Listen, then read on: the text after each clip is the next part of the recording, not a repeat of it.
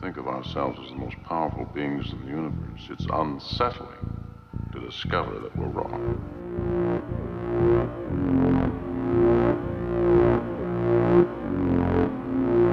Time has come to see the world as it is. Can we pull back the veil of static and reach into the source of all being? Behind this curtain lies this random pattern generator. You will be responsible for an escalation that will destroy everything. In this episode, I'm going to continue reading journal entries. March 20th, 2017. Not so long ago, I did an invocation of a Tibetan deity called the White Shambhala, the function of which is to aid you financially when you are low on money. It's not meant to bring riches or anything like that, just help you along. Last month, I was not going to be able to make ends meet, but someone accidentally took money out of my account, and when the error was corrected, I wound up with more money than before, and everything worked out. This month, I miscalculated the dates and mistakenly thought it was 5 days later than it actually was, which really messed up my budget. Once again, I wasn't going to be able to make it. I checked my account yesterday, which due to my calculations should have had $88 in it for the rest of the month, and found that it actually had $128 in it somehow. Later that day, I was going to text my family to ask them if they could help me pay for my medications, and as soon as I picked up the phone, I got a text saying that certain transfers had been corrected, and over $300 was put in my account. Well, maybe I should say on the side my medications are just for high blood pressure and acid reflux. Just didn't want to put anybody in the impression that I'm on, heavy, mood-altering drugs. Alright, now I'll definitely be fine until the end of the month, whereas before I was screwed. I'll say what I've said a lot before when it comes to magic. Well, it didn't not work. I'm not saying that this is incontrovertible proof that the White Shambhala saved my ass, but its function did occur in my life after the invocation. My spirit guides hate it when I say the whole, well, it did not work thing, as they urge me to have more of a certainty and confidence when it comes to magic. I should also add that I invoked the White Shambhala by doing a drawing of it, paying attention to the major aspects of their image. For instance, in one of his hands he holds a ferret. That's pretty interesting. April 20th, 2017. I was just in my bathroom and was startled by the sound of something hitting the ground hard. I found that it was my toilet brush stand being knocked over. It wasn't my cat, and it certainly wasn't me, and there was no normal way for it to just fall over like that. It's very sturdy. I asked my spirits if it was one of them, and they said yes, that it was the brownie, or household fairy, if you will. And she was trying to get my attention to clean my bathroom. I need to scrub some mildew out of the tub. The beings generally called fairy folk in the past are notorious clean freaks, but that's a good thing. Okay, this entry is dealing with something I already mentioned, but I'll read it anyway. Maybe it goes into some more detail. April 25th, 2017. I've been utilizing my spirit guide in a rather interesting way recently. He'll make music compilations for me. I'll select a music act and then ask him which albums he selects and then which songs and then which order they go in. The interesting thing is that oftentimes I'm not super familiar with all the songs and sometimes I haven't heard them yet, but he still makes amazing compilations every time. It's a great thing because I get compilations I love, yet a lot of them are completely new to me. He puts them together in a way I would never think to do, yet I always love them. They also tend to carry very interesting and specific themes. I can't tell you how many amazing songs he's pointed out to me, which I never would have noticed myself. It's like getting another version of yourself to make music compilations for you. And he also sometimes has given me indications about whether or not I'm going to like an album even before I've ever heard it. Apparently the explanation is not that he sees the future, but that in the spirit world, so to speak, he's already heard them. It's really absolutely amazing. April 26, 2017. I just had a conversation with an old friend on here, and we found a very interesting possible connection between his astral projection experiences and my lucid dreams. Here is the transcript of the conversation. Him. There was one region in the astral planes I've found myself more than once, and each time I'm there I get the sense that you're there somewhere, or you've been there and left a lasting imprint. The setting is a very old, almost futuristic, decaying city with a massive bridge over waters that contain massive things. I went in to explore the waters once to try to see what was down there and left very quickly when something incredibly massive started coming very quickly at me from the depths. Anyway, not sure if that means anything to you. Me. Is it really gloomy and there's a lot of rubble? Him. Yeah. Very dark sky, crumbling city, with some massive decaying skyscrapers on the horizon. I'm always on a massive bridge though, not in the city. When I fly towards the city I start to feel like I shouldn't be there and leave. I've learned to trust my instincts. Me. Yeah, I've been there. I've been to that place in more than one dream. Him. Crazy. Wonder what the connection is or what pulls us there. Me. In one dream, it seemed to be a kind of transitional place. I had gone to a party of some sort and forgotten something, and I had to cross through that place to go back. I remember jumping across broken bits of bridge which were in the water and seeing massive shapes below me in the depths. I remember the place as having a sickly green tint to it, and it was very dark. In another dream on a completely different night, I was in that dead city with other people who were agitated about something about to happen. And wow, for me it's dark bluish greenish tint. The times I've entered the place is when I'm making an emergency exit from a bad situation. Me, one of the giant skyscrapers in the horizon started moving, and then the top of it blossomed like an opening flower, and a blinding white light shot out into the sky, and there was a deafening sound. The whole city shook, and everyone started screaming. I fell to the ground to remember my face against the concrete, and seeing the concrete go white, the light was so bright. Yeah, bluish-green and very dark. White light is a very common sort of what seems to act as a spiritual weapon or cleansing. Him. Oh, wow. Was the city already in ruins when you were there? Time doesn't work the same in the astral planes. Me, yeah, it was already in ruins. One time I was playing the game Demon's Souls, and was in an area which had the same sickly bluish-green darkness. There was a huge stone structure over a dank swamp. Inside the structure was a massive organic thing which was tied up in massive chains. This area distressed my spirits a lot, and when I asked them about it, they said it greatly resembled a horrible place in the astral planes. I wonder if it has some connection to that dead city? Him. Damn, sounds like it might be possible.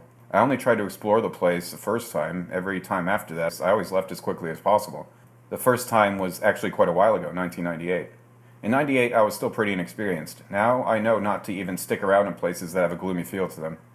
Me. Yeah, from what I understand from the spirits, it's that the lower realms are saturated in darkness. Like literal gloomy darkness. Him. Yeah, I've seen that. And the lower you go, the more the despair starts to set in. Actually, I should say the lower you go, the greater the despair. And now, the news. What the hell in God's name is going down here? In Muskego, Wisconsin, a 13-year-old boy claims he had a terrifying encounter with a bipedal creature he was not immediately able to identify.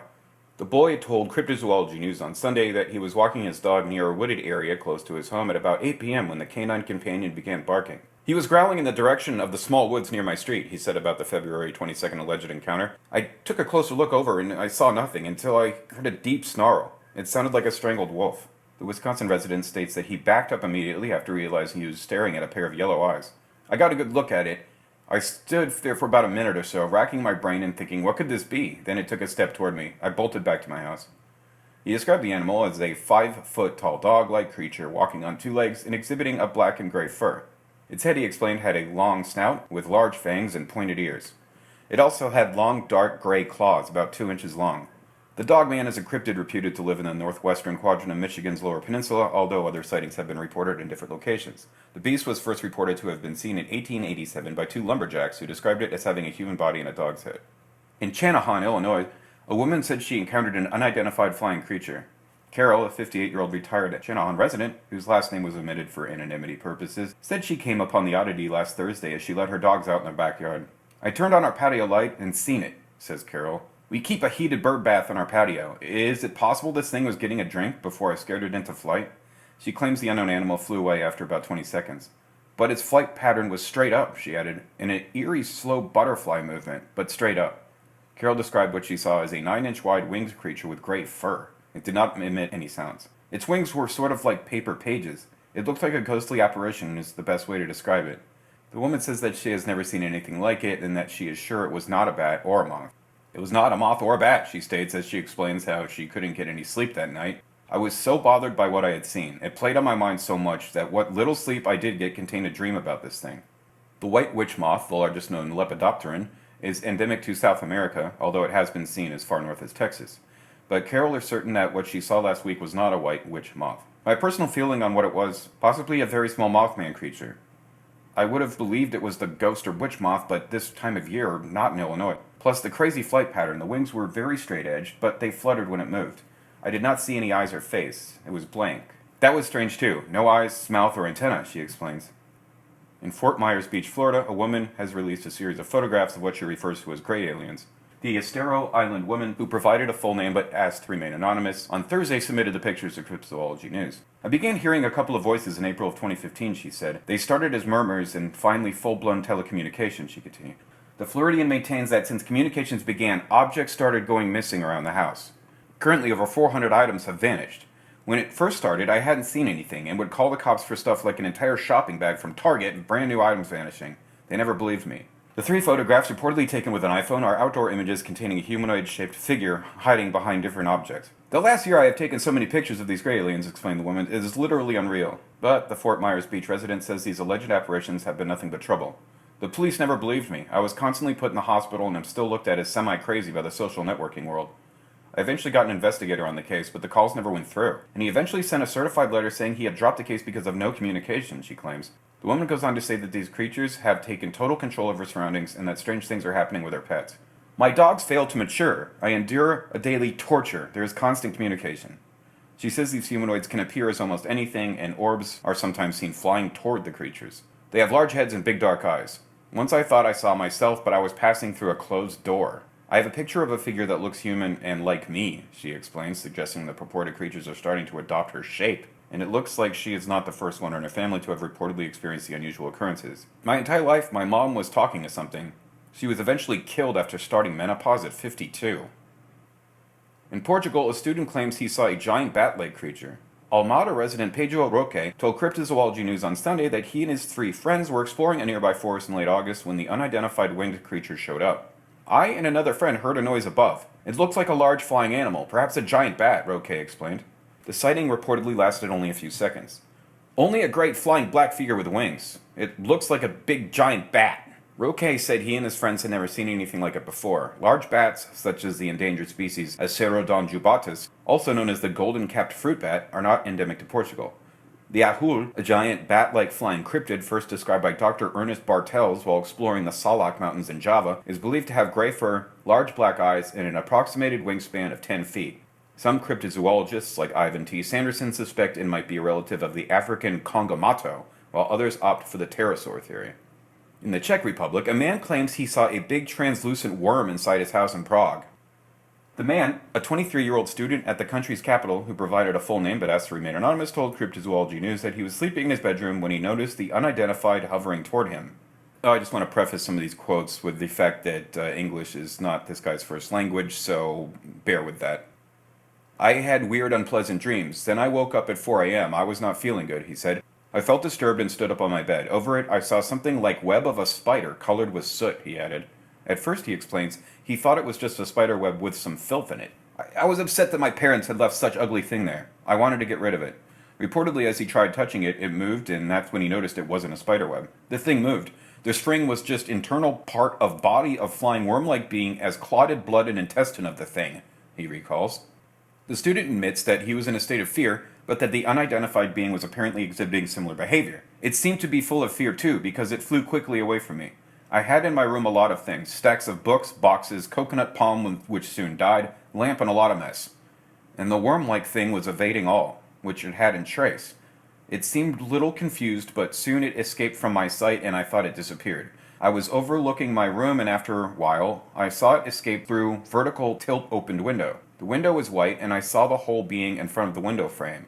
I saw all internal and external features, organs, body parts, including that black string.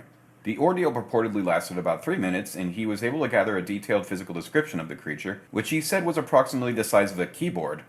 Giant flying gauzy translucent worm. I'm interested in biology and well in invertebrates, but I don't ever met with an idea of such being. It was like giant macroscopic paramecium caudatum adapted to live in atmosphere instead of hydrosphere. Internal arrangement was very structured, but I saw it very short time to remember all features, but there was nothing like nucleus or cilia. It was about 30 to 40 centimeters long and about 10 centimeters in diameter. It had simple worm-like shape, more like earthworm or fly larva. I don't know how it was possible that it was able to float an active fly, he explained. Now this next account I'm going to read, I actually have an entire book about this woman's experiences, so perhaps in a future episode of the podcast I'll go into more depth. In South Ashburnham, Massachusetts, on January 25, 1967, beginning at 6:35 p.m., with the house lights going out briefly, Betty Andreessen was in the kitchen while her 7 children and her mother and father were in the living room. She noticed a pulsing orange light streaming in the kitchen window and went in to calm the children. She then returned to the window with her father, and they both saw 5 strange-looking creatures leaping like grasshoppers toward the house. As the beings passed through the wooden door, everyone in the family blacked out except Betty. What transpired afterward emerged under hypnosis several years later.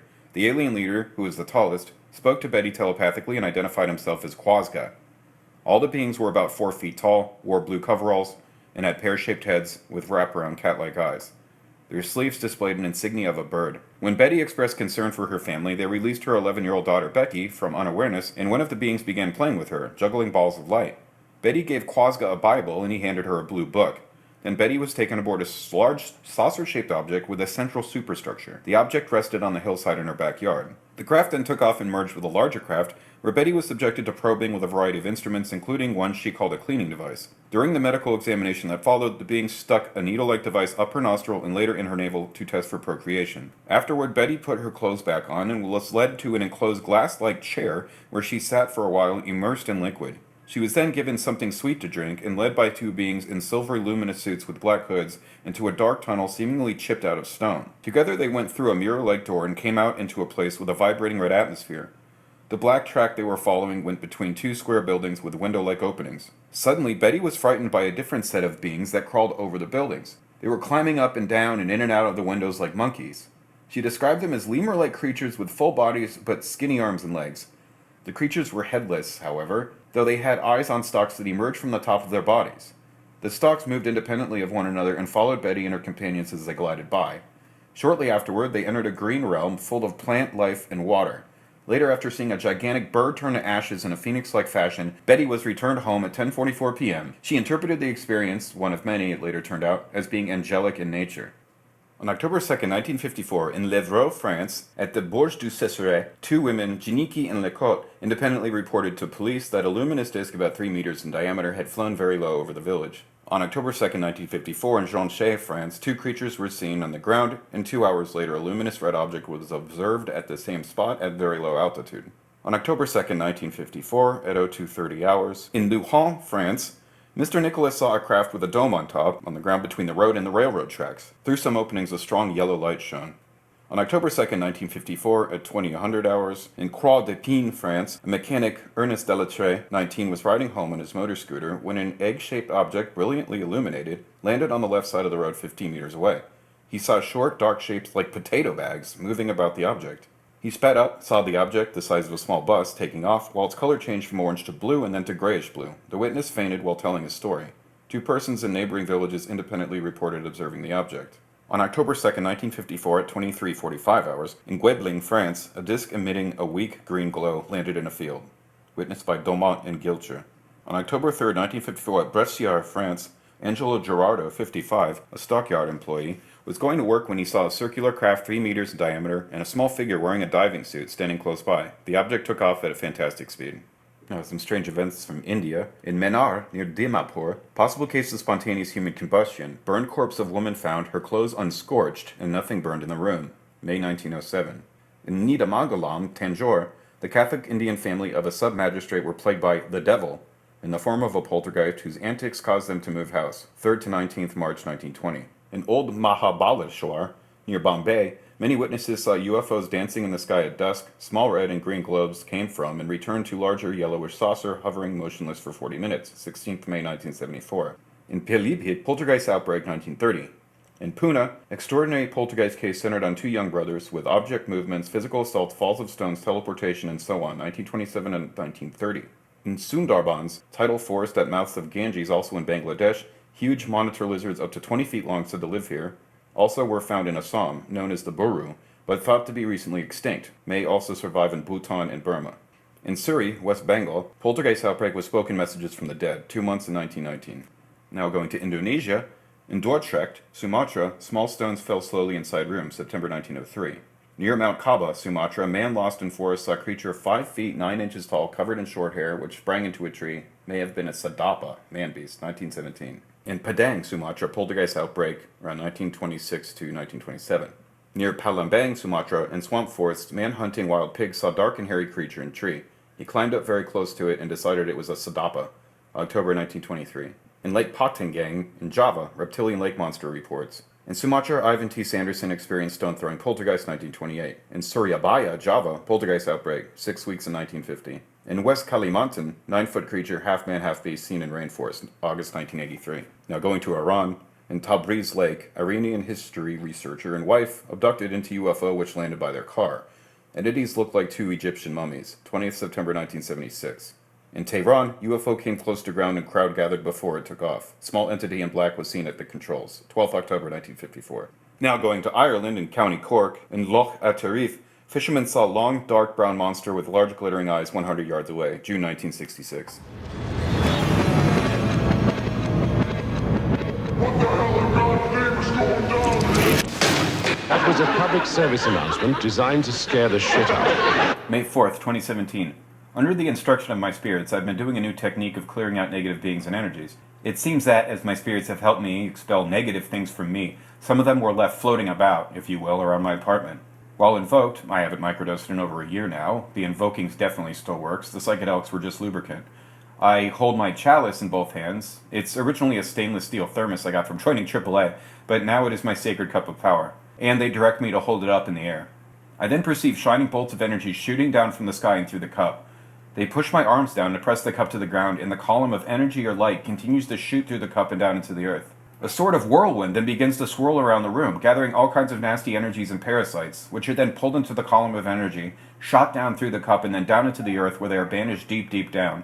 I will sometimes feel resistances of some sort which can effectively block the column of energy and interrupt the process. I then have to break down these blockages with flashes of white light or by sending ally spirits to tear them down, and then the column can continue to shoot down deep into the earth through the cup. They do something else with me via the cup, something which I don't really understand as much. They instruct me to fill it with freezing cold water, and then they have me lift it up, and then they imbue it with all sorts of energies or something. I don't fully understand, honestly. When they are finished with that, they lift the cup to my mouth and have me drink until they pull my arms down. Oftentimes it is a rather uncomfortable experience, as chugging freezing cold water for extended periods can be quite painful, but I always feel very energized and purified afterward. May 8th, 2017. The other night, while invoked, a spirit grabbed me and lifted me to walk me to my front door. It placed my hands at the bottom of the door and directed me to send energy outside through the crack in the door.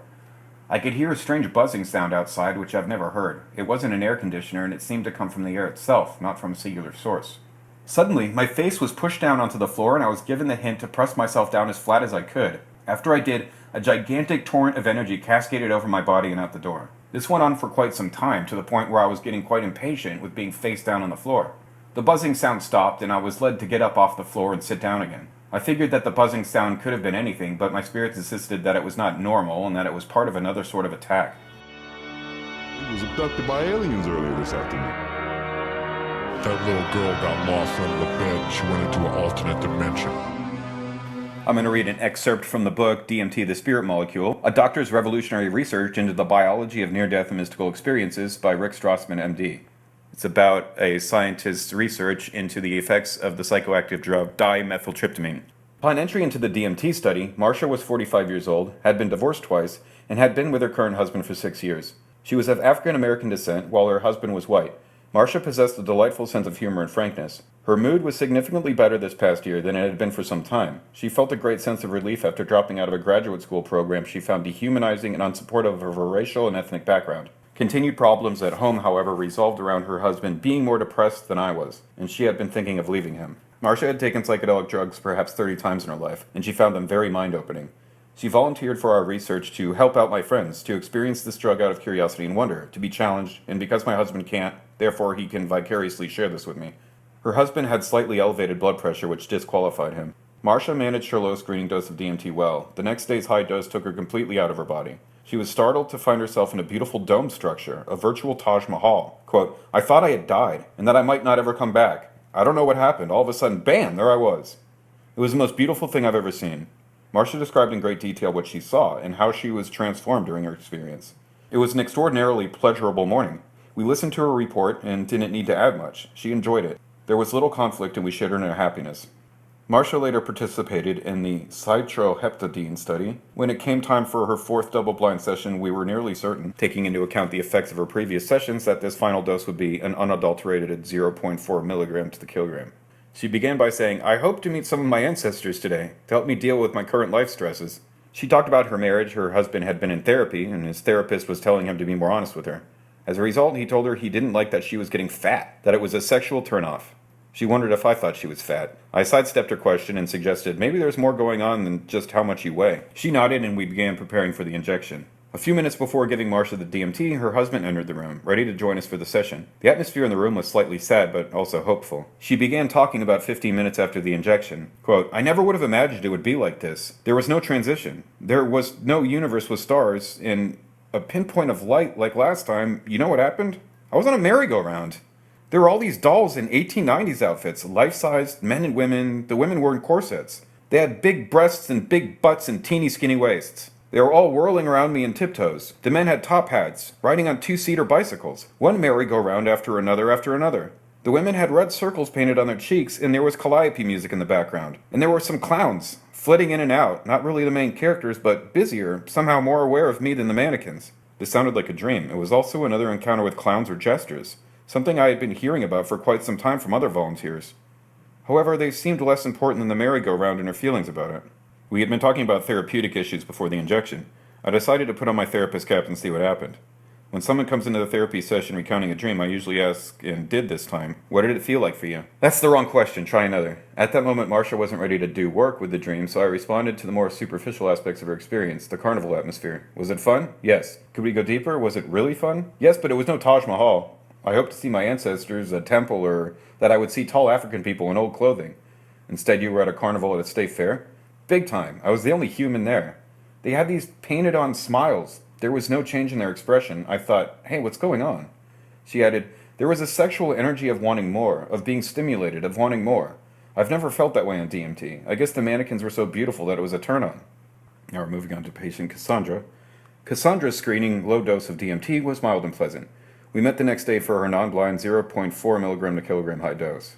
As she began coming down, she said, something took my hand and yanked me. It seemed to say, let's go. Then I started flying through an intense circus-like environment. I've never been that out of body before.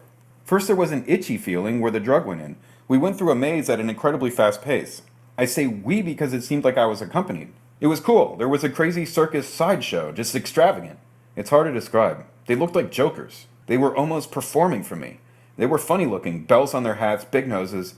However, I had the feeling they could turn on me, a little less than completely friendly. I want to do it again. I want to see if I can slow it down. Both Marcia and Cassandra met up with clowns and presences who seemed to reside somewhere other than room 531. Time has come to see the world as it is. All right, I'm going to read the preface to the book This House is Haunted, The Investigation into the Enfield Poltergeist by Guy Lyon Playfair. What would you do if a piece of your furniture suddenly slid along the floor in front of your eyes? Think for a moment, and be honest with yourself. What would you actually do?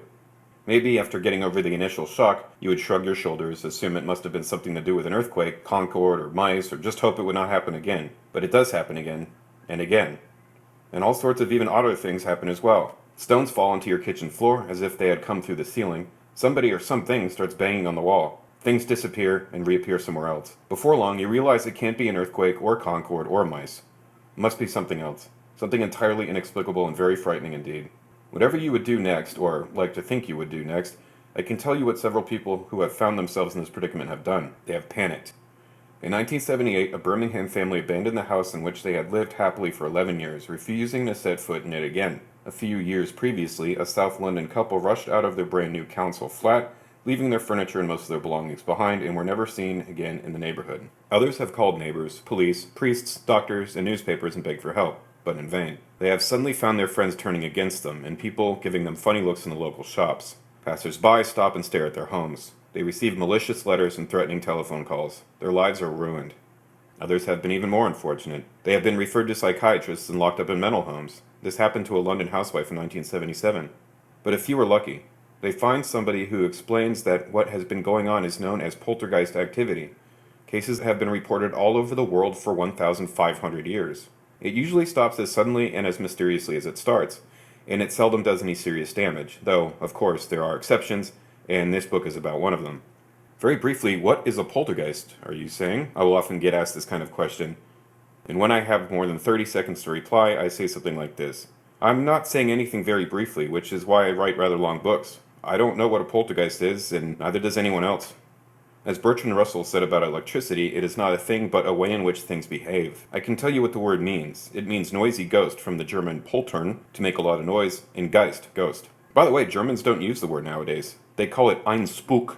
I can also tell you how poltergeists behave. They seem to come in 3 or 4 varieties. They can be merely mischievous, they can give the impression they dropped in by accident, they can even be benevolent, or they can be thoroughly hostile and destructive. What they actually do can be grouped into 4 or 5 general categories. They knock on the walls and floor, they throw things around, they overturn chairs and tables, they set things on fire, and they work their way into our minds and make us do strange things. Poltergeist activity is in fact what doctors call a syndrome, or a group of symptoms that altogether indicate a certain disease or an abnormal condition. And it is not only abnormal, meaning not normal, but also paranormal. This means that it cannot be explained in terms of established science.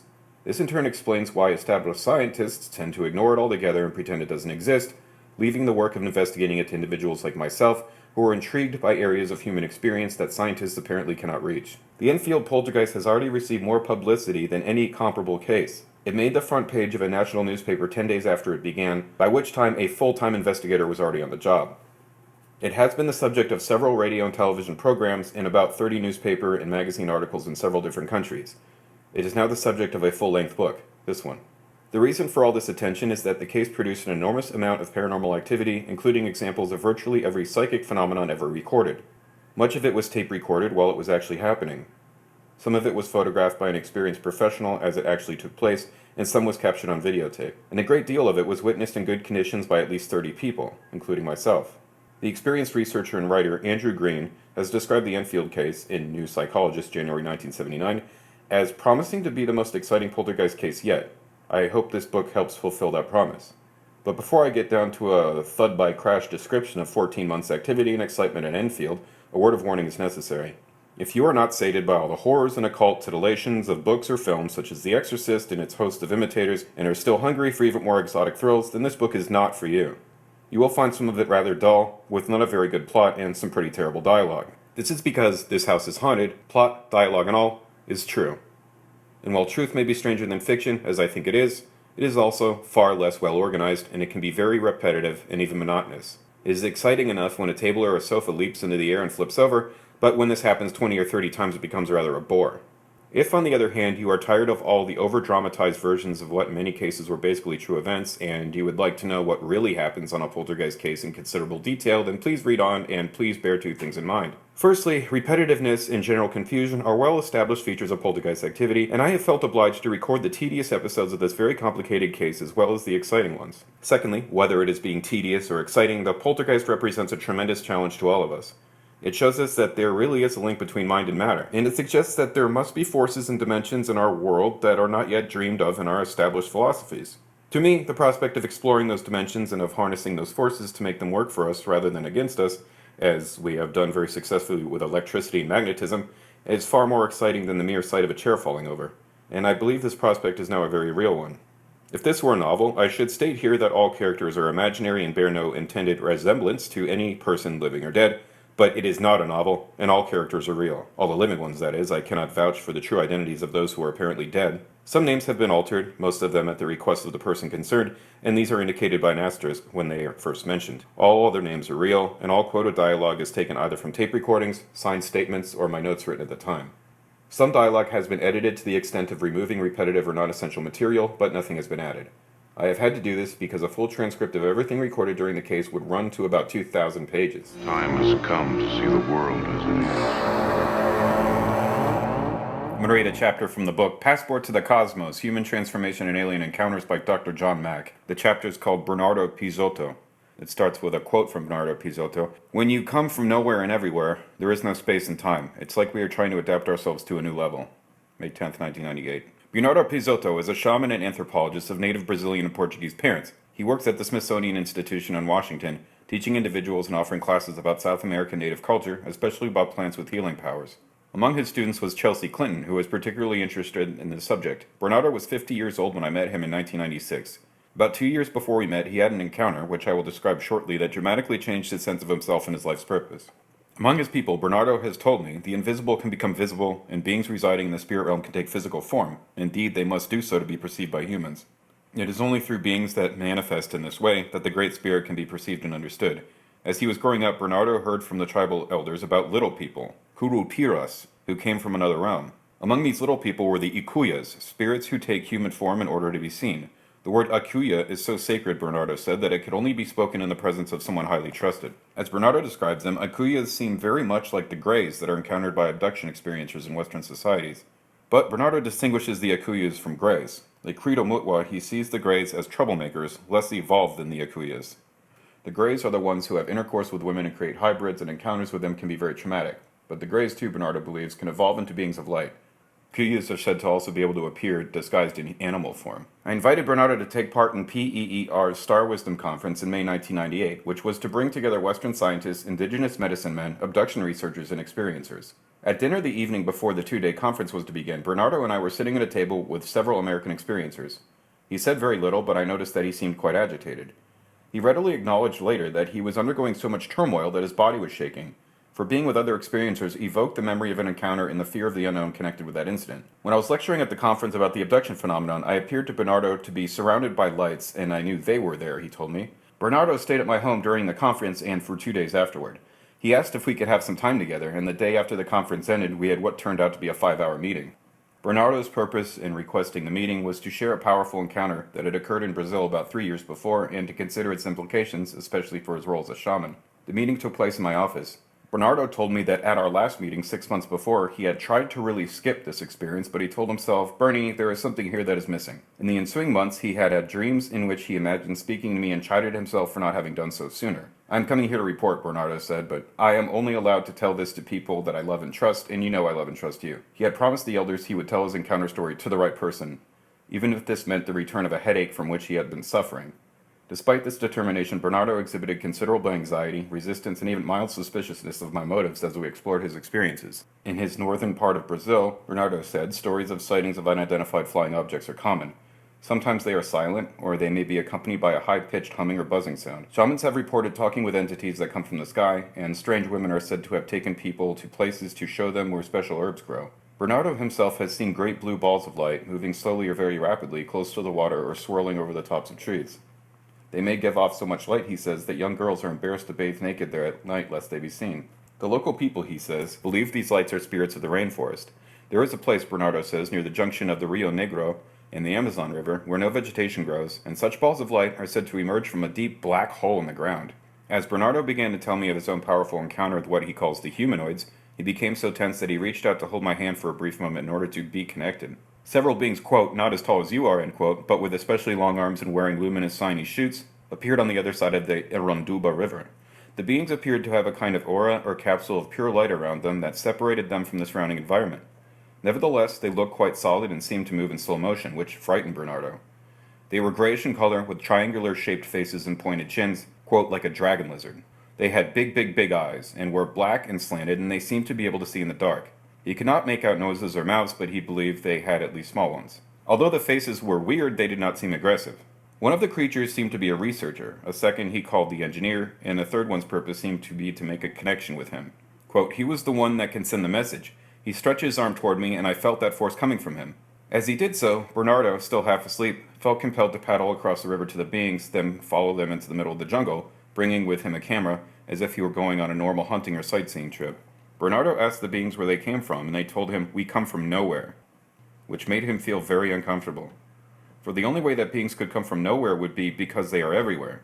With this thought, Bernardo had the sense of millions of molecules being disintegrated in myself, as he could see clearly we are from nowhere. The question also bothered him considerably because according to tribal mythology, his people are descended from humanoid beings that came from the stars. But beings descended from entities that are nowhere and everywhere is an altogether different matter. The Akuyas, Bernardo is discovering, are direct messengers of the Great Spirit from whom we are all descended, sent to us because we, quote, are not capable of facing that huge energy directly. They visit us as humanoid beings because, quote, the Great Spirits know that the only way for us to understand things is through forms. Each culture, he said, has intermediaries and messengers between it and the divine energies. Speaking of coming from the stars, Bernardo now realized might be largely metaphoric. The implications of this idea were staggering for him. Quote, I am more confused now, he told me. I have so many doors to open, and I don't know what's the next door to open. Nowhere. It's like, how can we explain nothing? There's no way to explain nothing. After Bernardo followed the beings into the jungle, many hours seemed to pass, and he found himself in the forest, lost, tired, and soaked from rain, which had begun to fall during this time. He could not tell where exactly he was or where he had been, but somehow he made his way back to the river, paddled across it, and returned to his shack at about 11 p.m. After this experience, Bernardo went to the tribal elders, who were not surprised. Quote, sometimes we talk to them and call such beings Akuyas, they said. They had always known about the Akuyas, for they had been taking care of the people for thousands of years. The elders took Bernardo to a sacred cave. It was dark, but they burned wood so he could see engravings hundreds or thousands of years old that looked like representations of the Akuyas. They come in different forms, Bernardo was told, like those balls of shiny blue light hovering over the rainforest. His wife, who was Peruvian, was also not surprised, for such entities had been seen to come and go in the highlands of Peru. I had the sense that Bernardo had had other encounters with the humanoids that he was not ready to tell me. Yet he did say, "I don't know if they come tomorrow or tonight or in a couple of months, but as soon as they come, I have to contact you and tell you." Bernardo has had a good deal of difficulty reconciling his indigenous shaman and white PhD selves. "I don't see any intercommunication between them," he remarked during our long meeting. This conflict was evoked powerfully by his encounter with the Akuyas and was brought into sharper focus by our exploration of it. As a shaman, Bernardo felt relatively secure and competent in a world of healing tasks and embodied spirits whose characteristics were familiar to him within the indigenous communities in which he had lived and worked. His extensive studies of the dialects and cultures of these peoples supported his role as a medicine man. The creation story of descent from human-like star people was well established in his tribe and part of a familiar mythology involving concrete entities with known forms. But this encounter with the Akuyas disrupted Bernardo's worldview, frightened him, and brought him to the edge of the unknown. My task, it seemed, was to help him understand the implications of this encounter and to reconcile the disparate parts of himself. In one sense, his indigenous world could be more accepting of his encounters with humanoid beings. Quote, "With my people back in the jungle, I had no struggle," Bernardo said, "for they interact every day with entities that are unseen, at least to non-indigenous people." But his white relatives mocked him when he spoke of these beings. A sister-in-law, for example, called him my alien brother-in-law. "I don't want people laughing at me," Bernardo said. Even for him in this difficult role as a white man, the experience he had had was abnormal. "Sometimes I think I'm going crazy," he told me. The experience by the river raised difficult, complex questions for Bernardo. In a world of concrete places, images, and forms, it is natural to think of descent from beings who come from the stars. But how would he explain to his people the idea of entities that exist nowhere and everywhere? Indeed, if these beings came from nowhere and were everywhere, then perhaps all of us were descended from them. Furthermore, as Bernardo realized, it would be difficult to understand and teach about beings who seem to exist in a realm or realms without the properties of distance or time, whose existence and powers seemed to go far beyond even what he had learned of physics. Also, his encounters seemed to give him healing and intuitive powers that frightened him, for he had not learned them in his training and experience as a shaman. Even the energies he felt in his body that he related to the encounters were intense and disturbing. "I feel myself to be a tiny little vessel holding more energy. Holding more than it can," he told me. In order to enable Bernardo to address the sense of division within himself and integrate his encounter with the Akuyas, we did a relaxation exercise in which he entered a mild trance state. In that state, Bernardo found himself transported to the rainforest of his native land and was with his deceased mother and other native people. He was torn in his heart between the two worlds in which he lived, and he felt the conflict painfully in his body, for it is in the body, he said, that the soul dwells. In the non-ordinary state, Bernardo felt himself to be pure essence, or soul, and death did not exist. Like the Akuyas, he could transport himself nowhere and everywhere. Although such a world was not part of his daily existence in white societies, the realm he entered in the trance state seemed to him to be true reality. After we did this work, Bernardo said he felt more comfortable with himself. He said, "I've released a bunch of pressure that was going through my body." Most importantly, he seemed to be better able to balance the indigenous and white parts of himself, quote, "to integrate the extraordinary experience, the encounter with the Akuyas, with my daily life, and to adapt myself to a new reality." In sharing with me in the way he had, Bernardo felt, "I am opening my heart for the first time." But he remained somewhat afraid, facing the unknown. He felt like a little boy toddler that doesn't know how really to walk, as he began to accept living in a world where there were things far beyond my comprehension, including encounters with beings from nowhere and everywhere, from whom he suspected we are all in some fundamental way descended. Bernardo's primary purpose, furthered by his encounters, has been to protect his people and their lands. "The people are dying, wiped out," he said. "They are being devastated by the destruction of Pachamama, or Mother Earth, as a result of industrialization, cattle farming, and ecotourism. Fires lit by farmers seeking to clear the land for cattle burn out of control, for the land is already parched from the cutting down of the forests. Animals are killed wantonly. Bernardo has seen hundreds of dead alligators floating upside down, killed by Japanese, American, and German tourists in boats using rifles with telescopic lenses. They shoot any kind of animal, including birds, and then take pictures of themselves with what they have killed. But as a bridging figure between native peoples and the white community, Bernardo recognizes that he has an educational and political role that extends beyond the indigenous communities. He seeks to stop the devastation by increasing awareness of our essential connection with the earth and sky, and by mobilizing concern for the Brazilian rainforest and its life nationally and internationally. To further this purpose, Bernardo has organized a giant ingathering of tribal leaders and members, to be attended also by selected whites, which is to be held in northern Brazil. The purpose of the meeting is to unify native Brazilian peoples, increase awareness on the part of both Indians and whites of the ecological peril the region faces, and to mobilize political will and power to change the course. The conference has been twice postponed because of flooding that made access to the site too difficult. This flooding is itself the result of poorly conceived land use that has made the ground incapable of holding large amounts of water. Bernardo faces an acute dilemma, for the process of political empowerment of native peoples, which may be essential for their survival, will itself create contacts with the outside world that undermines their cultures. This conflict may apply even to the sharing of knowledge among native peoples, as the following story illustrates. In 1997, Bernardo was asked to consult for the Krenakoro, a remote tribe living in peace upriver from his own, in a place that could be reached only by arduous traversing of canals. These people, unlike Bernardo's own, seemed unfamiliar with star people or flying saucers. A woman from this tribe came to his shack, a journey requiring 3 days, carrying small gifts, and spoke to him urgently. "We know your people come from the stars. Can you come tomorrow to our village?" Many Krenakoro people had experienced things that frightened them.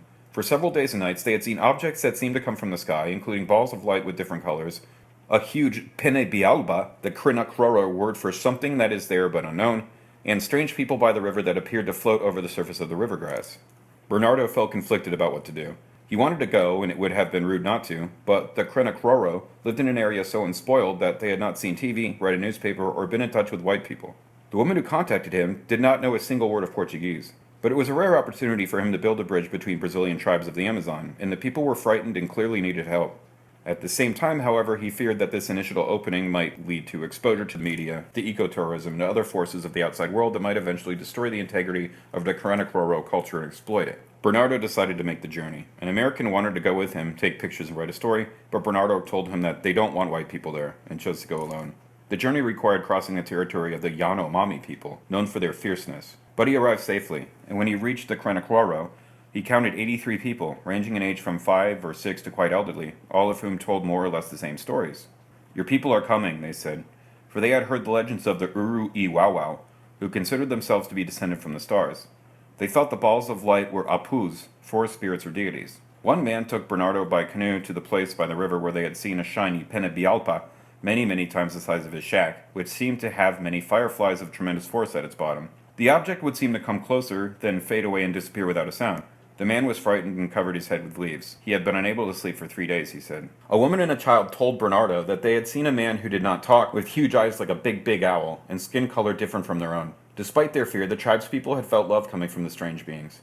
As Bernardo spoke with the people about what he knew from his own knowledge and experience, the Krenakoro seemed to understand and became less frightened. They felt so good, everything is okay, they are in peace, nothing is wrong. But Pizoto remained concerned that the contact might begin a process that would harm them. Gilberto Macuxi, another native leader who knew of Bernardo's journey, was bothered about it. Quote, "Now there's another man that knows, and pretty soon, who knows?" Bernardo's encounters with the Akuyas have played an important part in the expansion of his awareness and his sense of the scope of his responsibilities. The Akuyas are closer to the Great Spirit than we are, messengers, he says, and their non-local nature relates directly to his broader definition of his purpose. As in the case of Yahweh in the Bible, he says, the energy of the Great Spirit is too much for us to take, so messengers like angels are sent to help us understand. The Akuyas are coming now because they are conscious that we as human beings on this planet are destroying ourselves and they love us and wouldn't see this happening. The Akuyas come and go, appearing in form that are familiar to us, he continues, and they attach to certain people. But they don't want to impose on us, he suggests. The Akuyas and other Apus are on another level and bring knowledge and understanding, he says, especially of our connection to each other and to the earth, and of the fact that we are just one part of a big whole. Bernardo believes that the Akuyas are coming at this time because we are at the end of the 6 Pachacuti, 500-year intervals of prophecy in which a number of indigenous peoples in South America believe, and are beginning the 7th. The Akuyas are the messengers in this planet to spread this prophecy, and are showing themselves more frequently and with greater intensity, he says. The time we are entering is one in which obstacles to change will fall away, and space and time will seem not to exist. It is a time, quote, when the condor and the eagle are going to fly together. The condor is of the south and is seen at the top of the Andes. It is a bird of prey and eats carrion, cleans up, and is very environmental. The eagle is from the north, an aggressive killer, and until now it has forced itself upon the south. The condor represents the knowledge of the south, and the eagle the power of the north. The time has come for them to cooperate and learn from each other. Bernardo perceives that we in the West are becoming more open to gaining knowledge from the other world. Barriers between people will be broken, he says, quote, so there's no difference between an indigenous man and a doctor here in Washington, D.C. It is important, he says, for people who have had interdimensional encounters to share them with other experiencers, for it is painful to be alone with them. When he talked with people who could understand his experiences and discovered he was not alone in this fear and knowledge, he felt much better. Quote, who wants to talk about these issues? It's not easy. He feels certain that the further we get away from the great power, the more the Akuyas will be present. All his life, Bernardo told me, has been spent learning the dialects of the various Brazilian tribal cultures. But the experience with the Akuyas has brought him to the realization that we are just one. There is no separation, and when you come from nowhere and are everywhere, there is no distance and no space and time. It's like we are trying to adapt ourselves to a new level, he observed. This new level might be thought of as trans-tribal, my term. Shamans like Bernardo Pizoto, changed in part through their encounters with humanoid beings, are moving into a wider leadership role in which they are able to forge connections between the traditional knowledge of indigenous peoples and the challenges facing the dominant Western worldview. Bernardo once asked the Akuyas why they have such big eyes. To see more than you can see, one of them replied. We need to learn to see as the Akuyas do, Bernardo now says. Science can explain everything if we look hard enough. Shut up, science bitch. Nothing is true. Everything is real. Not only is he like ruining my life, but with all this God shit that he's into, he could be ruining my afterlife. It's a sort of interdimensional vagina that somehow appears. I can interact with it. The fabric of the entire universe could be torn apart. I know my mind is changing. I'm already too far gone to know what to do.